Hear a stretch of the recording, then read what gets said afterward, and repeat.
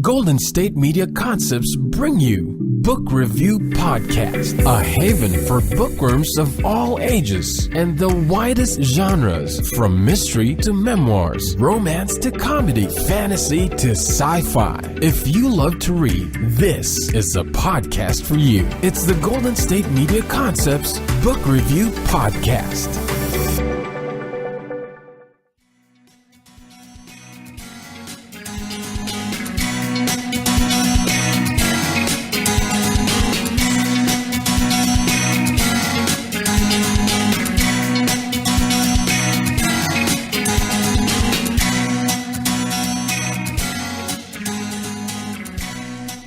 Hello and welcome to the GSMC Book Review Podcast, brought to you by the GSMC Podcast Network. I am your host, Sarah, and I am happy to be with you here in this second week of July, my goodness, January.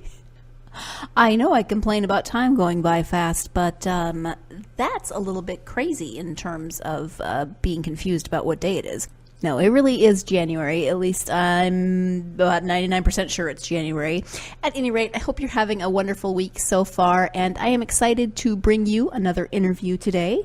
I am speaking today with Kelly J. Beard about her memoir, An Imperfect Rapture. There isn't a blurb on the back of the book per se, but I will read you one of the quotes. This is from Andre Dubus III, author of Gone So Long and House of Sand and Fog, and that says, "Written with spare, sensual, and deeply evocative prose of a master, this brave and ultimately transcendent memoir is an absolute gem. What Kelly J. Beard accomplishes here is stunning by stepping nakedly back into her youth as the daughter of Christian fundamentalists, a lifelong couple whose love for one another never seemed to wane. She also steps back into violence and neglect, poverty and the shame of the poor, the striving for one's very selfhood when few seem to be able to help or pay much attention. And Beard renders all of this and more with a poet's clear-eyed search for the truth. An Imperfect Rapture is a plaintive hymn of forgiveness, and it moved to tears many times over. This is, quite simply, a beautiful book." So that is a really wonderful quote and very accurate of my experience of this book.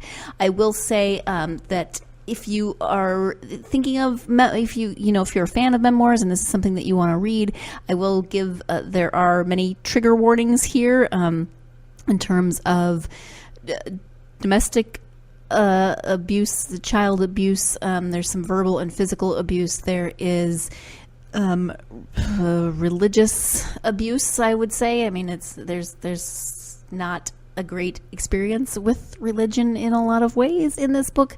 There are a lot of potential trigger warnings, but if you don't have to worry about those, I mean, and if you do, please, you know your limits. Don't read this book if that's going to give you any kind of problems. But if you do read this book, it really is beautiful. It reads like a novel. There were times when I forgot that I was reading a memoir, and then I would remember, and I would be like, oh my gosh, this actually happened to Kelly. And I would get angry or sad on her behalf. I would get amazed by where she's come in her life from this experience. It really is just her early years. It stops when she's around 24 or 25. Just the writing is beautiful. The story, I can't say the story is beautiful. Parts of it are. Parts of it are very hard to read. Parts of it made me, as I said, sad and angry. Other parts sometimes made me smile, I think overall, I would say just wow. I was completely impressed by what came out of this seemingly not so great, one might even say horrible childhood, and where Kelly has managed to come even through the events of her past. So it's definitely a story of overcoming. It's a story of a journey that took her many different places through many different elements of unhealthy behaviors and brought her to where she is now. So I don't want to talk too much about it because we're going to talk about it, of course, in the interview. Just I just want to say again, wow.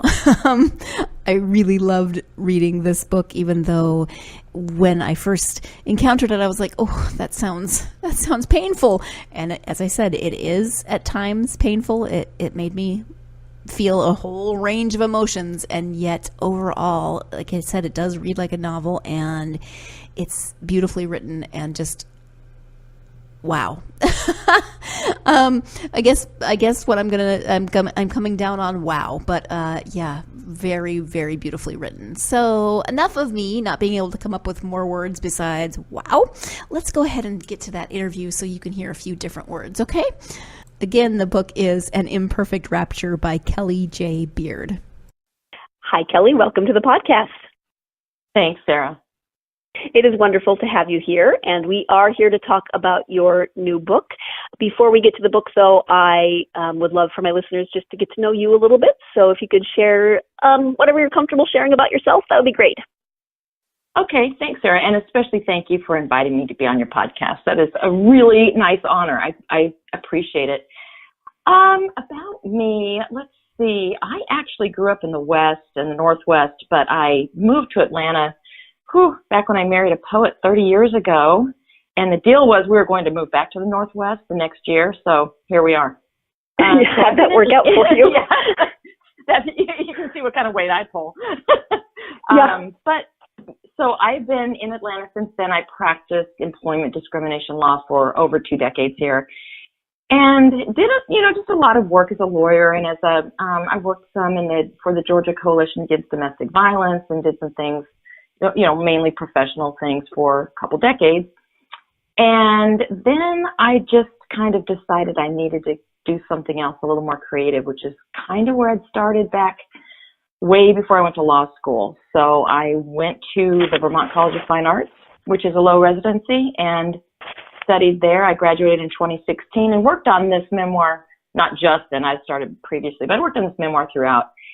And then the most interesting part about my life, I will tell you, is that I had a grandbaby a year ago, March 5th. And that has totally rocked our little world. We moved from our house of 2 decades, moved into Atlanta, into the city, and I babysit really often. So that's kind of my life in a nutshell. Yeah, okay, thank you. Yeah. So the book is a memoir. It's called An Imperfect Rapture, and can you tell us a little bit about it? Sure. Well, first of all, I'll just say it's memoir is just so complicated, because you're looking at, when you're really writing memoir, you're looking at a slice of life. It's not autobiography. I think it always kind of confuses people who aren't that familiar with the genre. I remember when I started telling a few folks that I was writing memoir, I was in an office complex. I had my own practice, but I was in an office, and I had, other lawyer friends around down the hall. And this one guy stopped in, and we were pretty good friends. And he said, "What are you working on?" I said, "Well, actually, I'm starting to write a memoir." And he said, "A memoir? You mean like something about yourself personally?"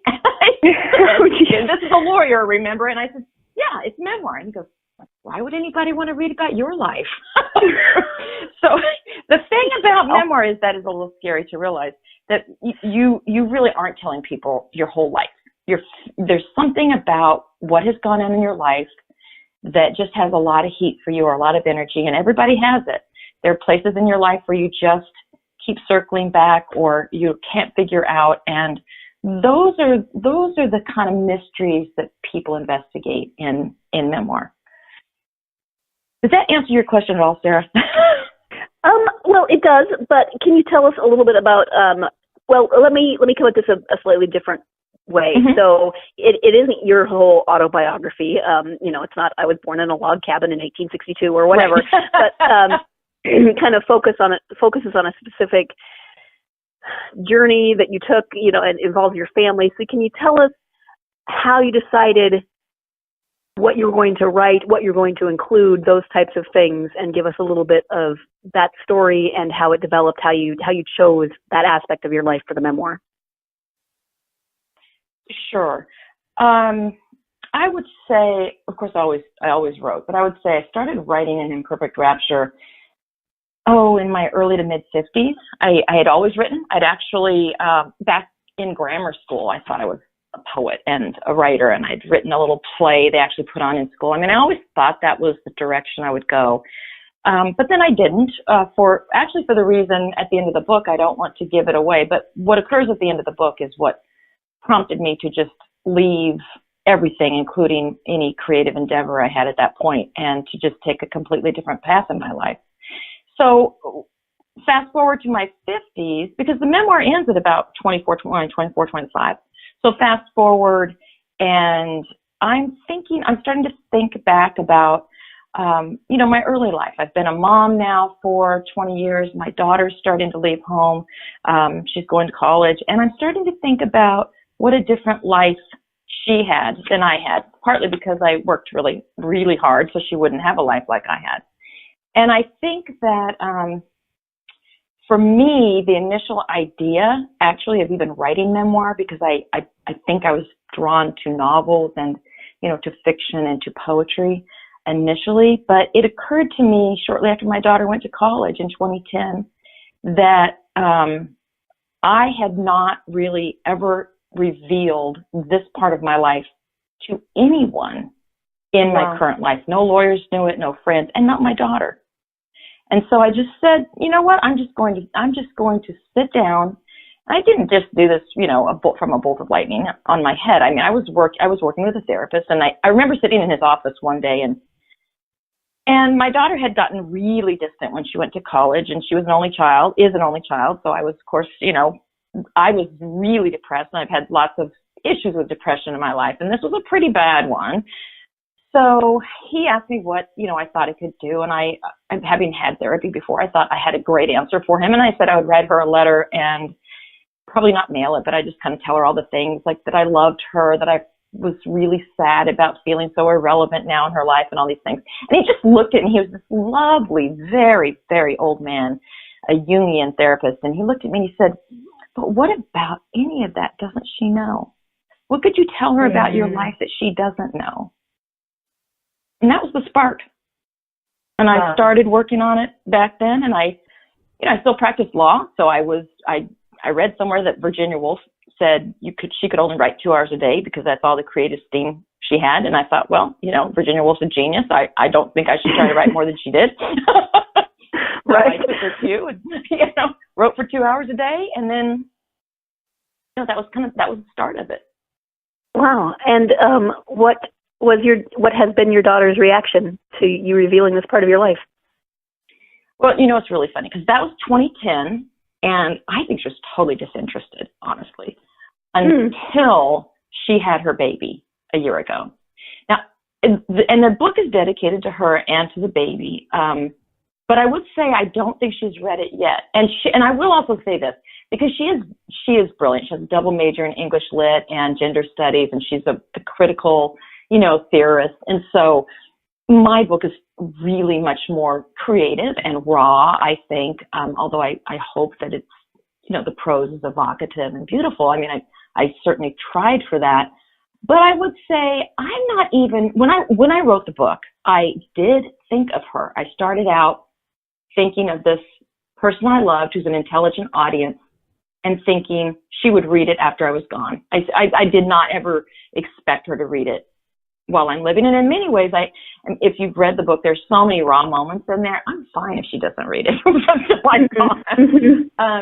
But it's there. It's almost, it's me. I think that's what started me doing it. But I don't think it's the end game. I think what's been really fun in a maybe a strange way, but I have started to receive I've received a couple of emails from people who are very much like me. I got an email from a woman who is a full professor in a university up north, and she sent me this email saying, I can't believe you wrote my story, and no one in my school knows about it. I could never reveal that about myself. And I've had a couple of emails like that, and I think, if anything, that's probably why I wrote the story. Excuse me while I jump in here so we can take our first break of the podcast, but stay tuned. You're listening to the GSMC Book Review Podcast, and I'll be right back. Want to find out what movies to go see? Then check out the GSMC Movie Podcast. It's your ticket to the latest movies, whether it's a new blockbuster event, romantic, comedy, or action flick. This show has got it all covered. They talk some what to go see now, don't bother, what's hot on Netflix, and everything in between. That's gsmcpodcast.com/movie-podcast. When it's all about the movies, it has to be this new show. Don't forget to like them on Facebook and follow them on Twitter. Visit gsmcpodcast.com for more info.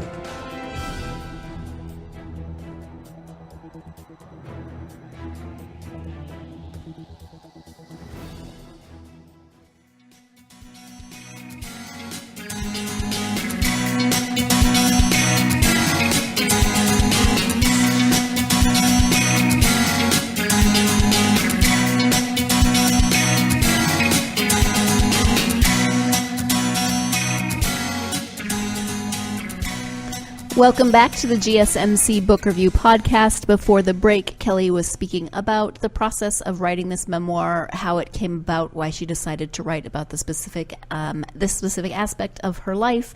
And now we're going to talk a little bit more about that decision and what made her decide to go the publishing route on this book.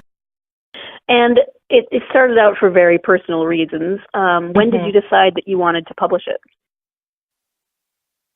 I think I decided the more I worked on it, it's so much work. I thought, how could it's not writing a letter. So, I mean, this was 2010. I worked and worked and worked.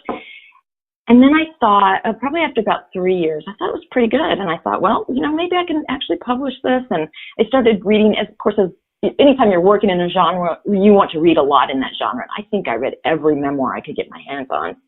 So I really started thinking, not to be immodest, but I thought, I think mine holds up with a lot of really good ones that I've enjoyed. So I ought to throw it out there. And I also really didn't see any other memoir that was talking about what I'm writing about. Although there are novels out there and there's certainly tons of, gossip caricatures about these folks that I grew up with, there really isn't any serious look at these very complicated characters and experiences. So then I started thinking, I do want this to have whatever audience it's supposed to have, and throw it out there. So then I started going to some workshops. I went to a Taos workshop and worked with this lovely woman, Emily Rapp Black. And at that point, that was probably 2013, and my memoir was 450 pages. Oh, wow. I don't want that to scare anybody who might be considering buying the book because it's only 300 now. 283. Let's be. 283. There you go. So it went on a big diet. I just at some point I figured out after working with Emily, and I went to another workshop with another very brilliant man, Rigoberto Gonzalez. He was a terrific teacher, and that was in 2014 at Tucson. And I really figured out at that point, whatever some of these people like Virginia Woolf have in them that allows them to figure out craft without a teacher, God bless them, they are the geniuses. I really needed someone to help me just unlock some of the craft technique so that it was the best book I could write. And that's really what I wanted to do. So that's why I went back to VCFA. Mm-hmm. On your website, on your bio, you have a quote that starts with, I believe the most subversive act a woman can commit is to tell her story. And it's much longer than that. And I love that quote. How has telling your story affected you, or has it? It has. The first thing I'd say about subversion, which is always attractive to me, it's very close to heresy, which I think is also kind of where I've ended up a bit in my life. But it is really scary. Even just thinking about writing it was scary. And I think the scariest part for me, beyond, as I alluded to earlier, first of all, having to reveal this whole other life to people who didn't know anything about it. And I thought would be, a lot of people would not be loving about it. And particularly in our very fractious political environment, I think people, immediately make assumptions about someone who's lived my life. Mm-hmm. And so I guess that was scary. I also have a pretty fractured birth family. I have, of 3 siblings, only one still talks to me and has talked to me in decades. 2 of them haven't talked to me since my father died in 1996. And my mom's still alive. She's 90. She'll be 91 next month. And it just felt, I wanted to be very vigilant about not making this, gas poured on the charred remains of our family. So that was what was really scary. Yeah. Yeah. And, do you still communicate with your mom? I do. Yeah. I talk to my mom all the time. She's a hoot. Will she or has she read the book? She will not. I have not told her about the book. And okay, that makes sense, actually. She's not on the internet. So, and I wouldn't tell her. She's very. Go ahead. I'm sorry. What? No. Go ahead. Oh. She's still the person in many ways religiously that she was in the book. She changed enormously with my daughter. I allude to that in the book. And for a while, she was such a different person with my daughter. I think I understand it more now becoming a grandmother, but she was so different with my daughter. I just felt like there was some kind of sham going on. I thought, what in the world? How can this woman be so, loving and jovial and non-judgmental? Who is this woman?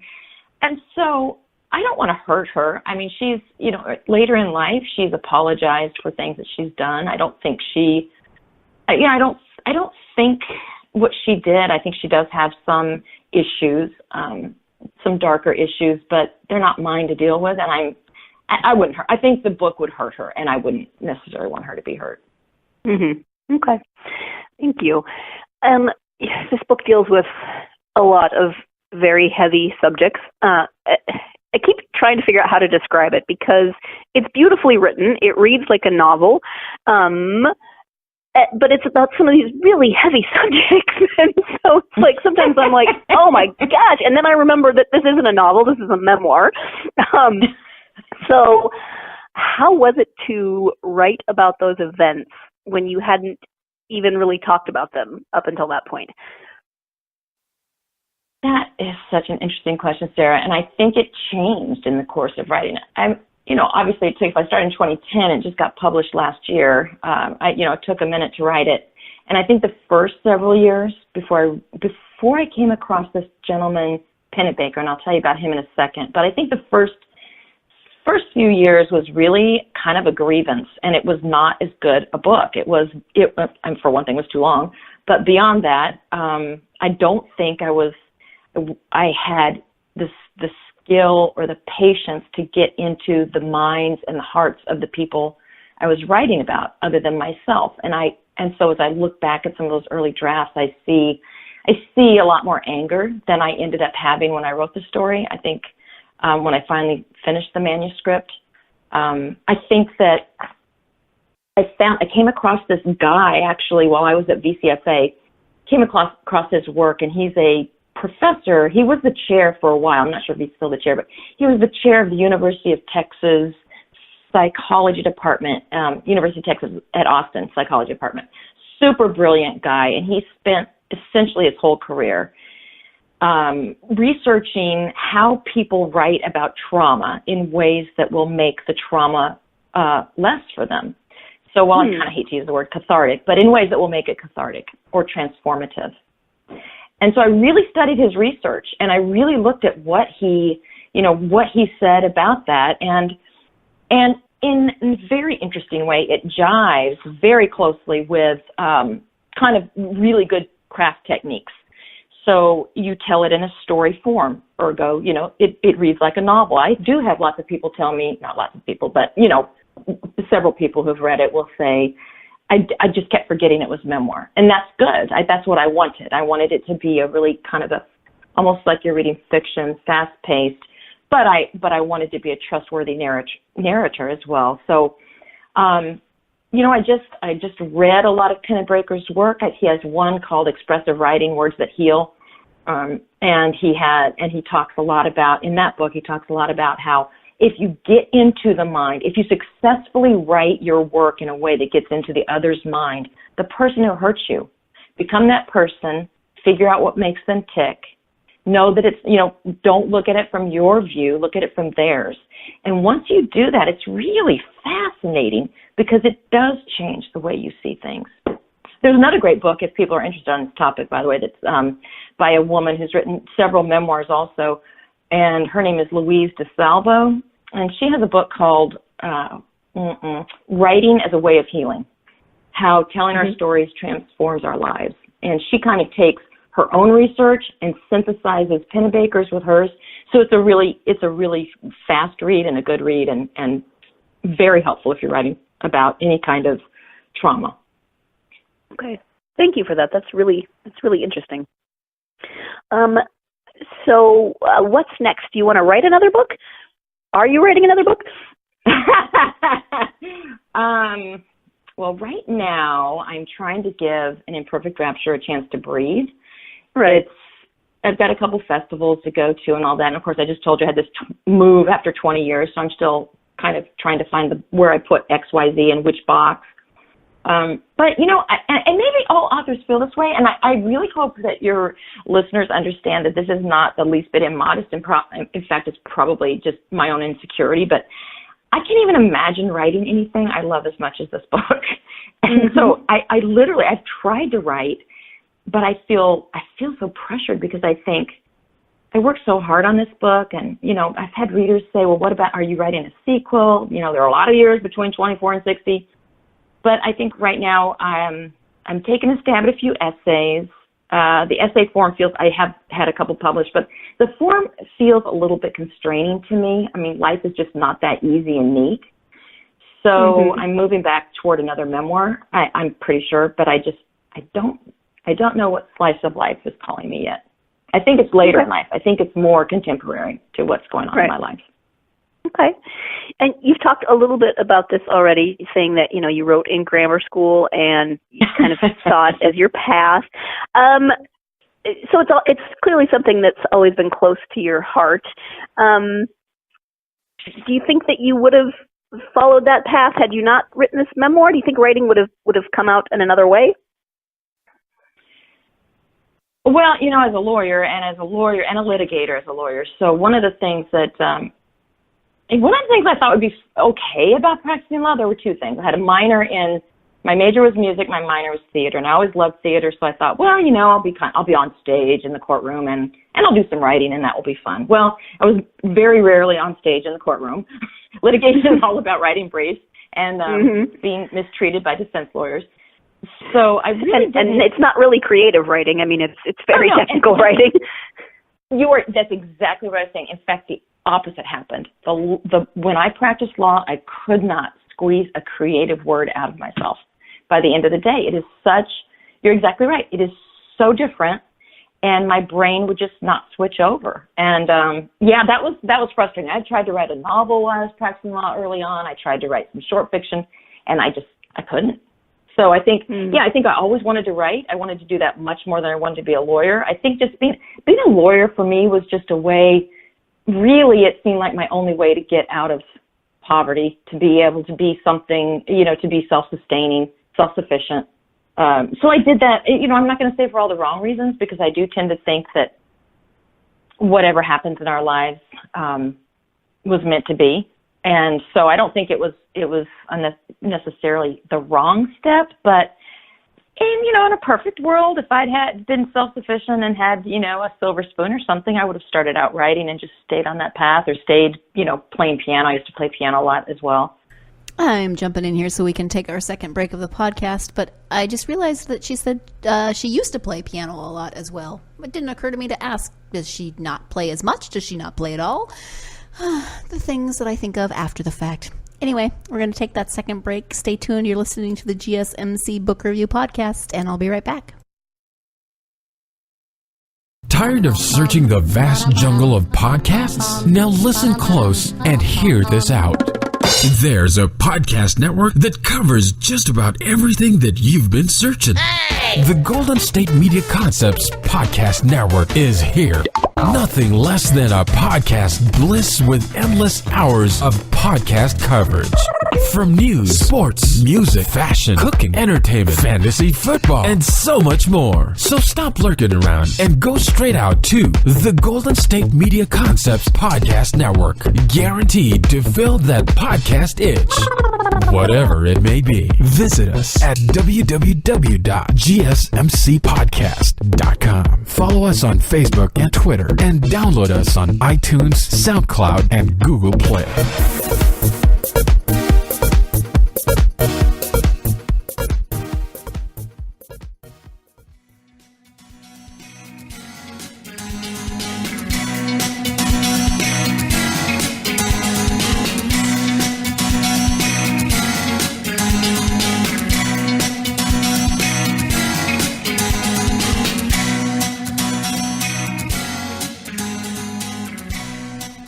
Welcome back to the GSMC Book Review Podcast. Let's go ahead and jump right back into that interview with author Kelly J. Beard about her memoir, An Imperfect Rapture.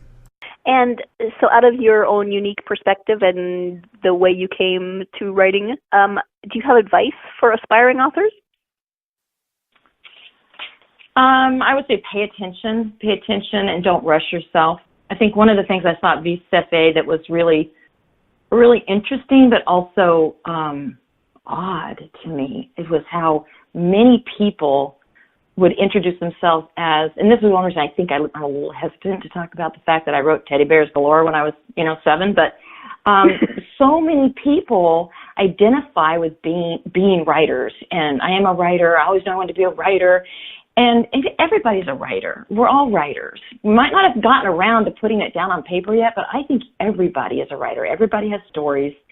And particularly if you're writing memoir, I would say, don't rush it. Because to me, the interesting part of memoir, and I think that's one reason I'm not quite ready to write anything about, where I am right now or what's been going on in my life the last year or so, is because it takes some time to kind of steep. It's like a tea bag. You want to have some, not to mix metaphors here, but some texture and in your writing. And you can't, God bless you if you're 23, it may be that a 23 or 24-year-old is going to write a terrific memoir, but what I tended to see in workshops was that those folks who were really motivated to write memoir and they were very young, they didn't have the life experience to really kind of sit back and reflect on the interior process, because it isn't, a string of anecdotes, as we said.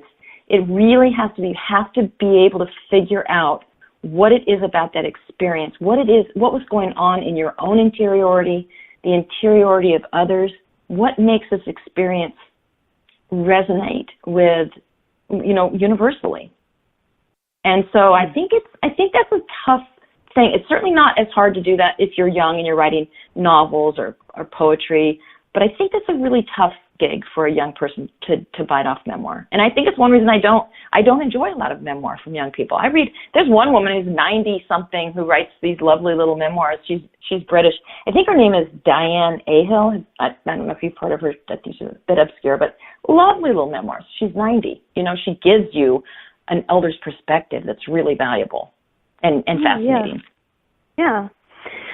You read a lot of memoirs, as you said, in preparation for writing your own. What else do you like to read when you have time?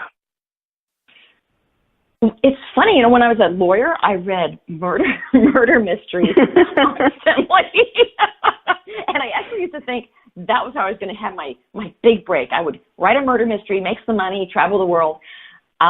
I never wrote the murder mystery, but I did read them. I just love British murder mysteries. And so I've read all the P.D. Janes, Ruth Rendell, all of the good old ones too, Agatha Christie. And then I like the Swedish and the Norwegian, kind of the noir murder mysteries. I used to read those all the time. Once I started working on this memoir, it's funny, and I really started reading very good work. I read Virginia Woolf and Gorky and there's a beautiful memoir. It's really one of my favorite books ever. And I hadn't even heard of this guy, but it's called The House of Prayer No. 2.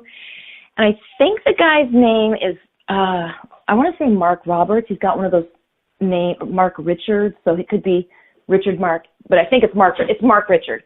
So So Mark Richard wrote this book called House of Prayer Number 2. It's gorgeous. And it kind of freed me up, I think, a little bit to write about the possibility of miracles.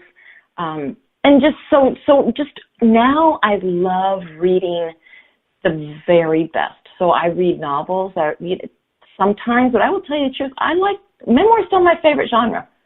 If I can read a good memoir, I'm just happy. Nice. I know you have a website, so can you tell people where your website address and where they can find you on social media? Absolutely. Thank you. So my website is www.kellyjbeard.com. Let me a slight aside about that website.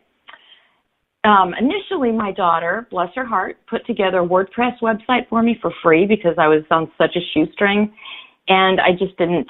The book wasn't out yet, and I just wanted to put something together, so I had a presence, and it was beautiful.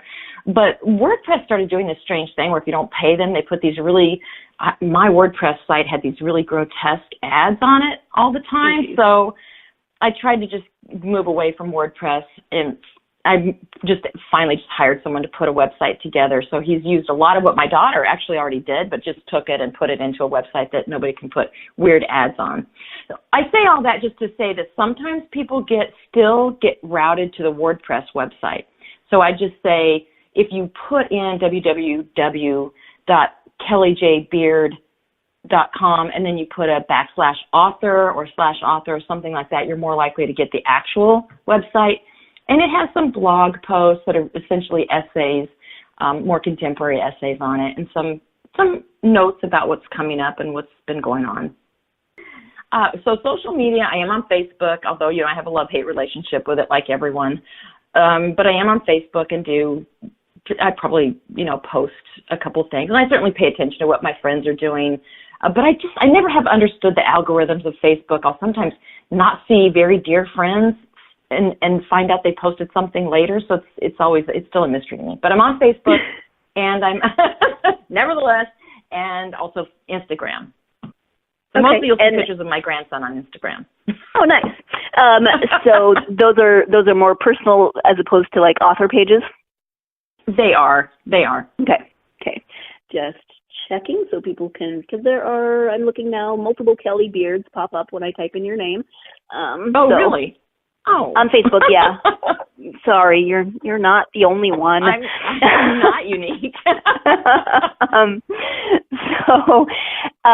Thank you for that. So we've talked about the book and writing, et cetera, but is there anything that we haven't covered that you would like to talk about in this interview? I can't think of anything, Sarah. I think you have been very thorough. Okay. I guess if people do sometimes ask me about, how it was to leave a fairly strict or abusive religious community and still retain a sense of spirituality and faith. And I haven't always. I mean, it's come back later in life. And so I spent a lot of time actually thinking about that. And this is probably not going to be a very good answer to the question. I'm raising myself, so feel free to cut this out. But I think, as I look back on my life, I have often thought and writing this is what made me really understand this. I've often thought that if there were just one fewer person had been kind to me, there weren't that many people who were, but there were people who paid attention. The nun at the college I went to. There were people, the principal of the last high school I was at, the Sunday school teacher who bought me shoes. There were people in my life just now and then that did such kind acts. And and also there were people who did really horrifying things to me. Mm-hmm. So I often wonder, so if I'd had one fewer kind person or one, additional mean person, what would have happened in my life? And I think, it would have, the answer to the former is who knows? I would probably, have written 25 books instead of one. and the answer to the latter is I probably wouldn't be here. So in thinking about that and in trying to figure out, because one of the other things I read a lot of spiritual books. That's really a broad thing, but I mean that goes everywhere from Thich Nhat Hanh to Einstein in my book. But couple of quotes that have really I just memorized them because I love them so much. One of them was a Jung quote about, as I say, I memorized it now, I can't remember, but there's Jung, of course, talked a lot in his later life about actually experiencing transcendence in his faith. And it was something he did not want to talk about when he was younger. He just wrote it in his memoir just before he died. And he talks a lot about how the fact that if you have an experiential moment of divine presence, and I believe I've described a couple of those in the book, that despite anything else, those things remain with you. No one can tell you that there's nothing there if you've experienced a presence of something being there. It's not that you always feel it or you always know it, but you aren't going to be able to dismiss it. And so I think for me, I always searched, even when I knew I couldn't be in exactly the kind of faith my parents were. I always searched. I felt deeply that I had experienced moments of divine presence that I wanted to find some way to invite into my life again. So I guess the other quote that comes to mind that I love is that Einstein quote, and maybe everyone knows it so well we don't need to quote it again, but that one actually really is well known. And I love this quote. He says, "There are only two ways to live your life. One is as though nothing is a miracle. The other is as though everything is a miracle." And I love that. I think he went on to say, "I choose to believe everything is," and I'm making that choice. Yeah. Yeah. Thank you so much for that. Especially what you talked about in terms of just like one fewer act of kindness or one less kind person. Because, I don't know you, but just from reading your biography and knowing where you are now, the brief little bit I know that you're, a lawyer in Atlanta, et cetera, and reading your early life, I'm so amazed that, because even outside of the abuse and the religious craziness, you couldn't see until you were in sixth grade. You were legally blind until you were in sixth grade. I mean, that alone could have just derailed your life. And so I just kept reading this book thinking, wow. So it really is amazing, just the little things that affect the end result. And I think as difficult sometimes as this book was to read for me, at times when I was like, oh gosh, that's just awful, right? That I kept thinking, wow, but where it ends up. And so I don't quite have a point here, but I just want to say thank you, I guess, for that. No, that's a great point. And that's something no one has asked me about previously. And I think you're right. I mean, that is not being able to see for the first 12 years of your life, literally not being able to see the chalkboard or any of these things. And actually I heard this on, I don't know if you ever listened to the Doctor Channel, but I'm addicted to it. And I heard on the Doctor Channel recently this ophthalmologist talking about how the brain gets wired when you're young and how people who can't see, and this is what was real, it was really sad. I just wept when I was listening to this because it's so true too. People who grow up and they can't see, their brains do these odd things. So, for example, I have so many typos in my work. It's terrible. I always have to hire somebody to read it, and I can copy edit literally 25 times, and my brain will nevertheless put something on the page that isn't there. It's just weird. So, that's been a really and right now, as you get older and my vision is I'm having a little trouble with some, cataracts and some other things. It is just so much more it's always frightening to deal with your eyesight, but yeah, it's terrifying to think about. Yeah. I've had horrible vision. Also, I got glasses when I was in second grade, and I just think, man, what if I hadn't, Oh, so, I know. Used to envy those girls with their glasses in the second grade. Yeah. Wow, I feel so special now that I can see.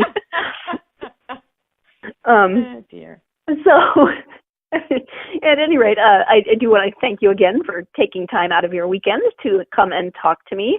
The book is An Imperfect Rapture, and it's available now, correct? It's not pre-order? Yes, it's available. It's available now. So, Kelly, thank you so much. Sarah, thank you so much. I really appreciate it. So once again, I want to thank my guest, Kelly J. Beard, for coming on the podcast and talking about her memoir, An Imperfect Rapture. I will try to use other words besides wow, but I really, truly did love this book. I just loved the way she took the experiences in her life that were not good. Her childhood was not great, obviously. It was pretty horrible in a lot of ways, and presented those in ways that really examined those experiences, but not only from her perspective, but examined where the people in her life may have been coming from. Not excusing any behavior, but just saying, now that I'm older and I'm not in that situation, this is what I have come to understand about those experiences, about those relationships. And her writing, as I said, is beautiful. It is evocative of so many emotions. I cannot say enough good things about this book. So if this is a book that sounds like something that you would like to read, you are in luck, because we do have giveaway copies for this. It's very easy to enter that giveaway. Just go to our our social media pages, Facebook, Twitter, or Instagram, and comment on this episode. It's episode 133, Interview with Kelly J. Beard. That's it. Facebook, Instagram, or Twitter, and comment on the post with this episode, interview 133, Interview with Kelly J. Beard, and you will automatically be entered to win a copy of An Imperfect Rapture.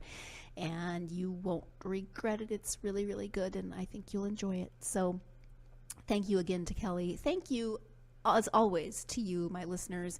I so appreciate you. You have no idea how much I appreciate you and how much I think about you and wonder what you're reading and what you might want to hear on this podcast. I love to hear from you, so let me know your thoughts. Let me know if there's something specific you want to hear on the podcast, if that's a book that you've read that you love and you want me to talk about, or if there's an author that you would love for me to interview. Maybe I can get them on the podcast. I don't know. You never know until you try. So hit me up on social media. Obviously, you can go there and enter the giveaway. But if you have other things you want to chat about, that would be cool too. I'd love to hear from you.